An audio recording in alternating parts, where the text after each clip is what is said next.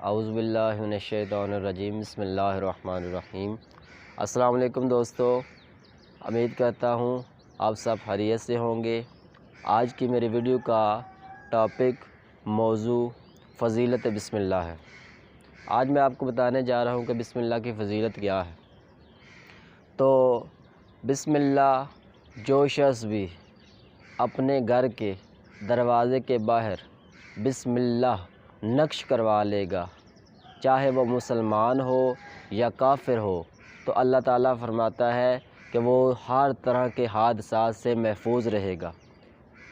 اس پہ جو مشکلات آنے والی ہیں وہ نہیں آئے گی، بیماری آنے والی ہے نہیں آئے گی، اس کے گھر میں چوری ہونے والی ہے وہ نہیں ہوگی، اس کی زندگی لمبی ہو جائے گی۔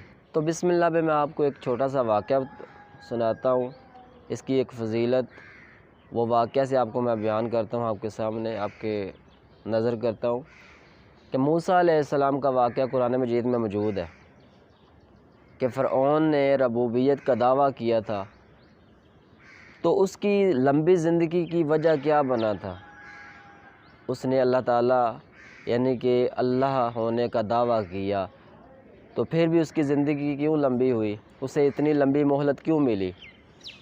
تو جب موسیٰ علیہ السلام نے اللہ سے دعا کی نا کہ اے میرے اللہ کہ اس فرعون جیسے برے شخص کو، ظالم شخص کو، ظالم حکمران کو غرق کر دے، تو اللہ تعالیٰ فرماتے ہیں کہ موسیٰ تو اس کے صرف محال کو دیکھ رہا ہے، میں اس کے دروازے پہ لکھا ہوا بسم اللہ کو دیکھ رہا ہوں، جس کی وجہ سے میں اتنی جلدی اس کو غرق نہیں کر رہا۔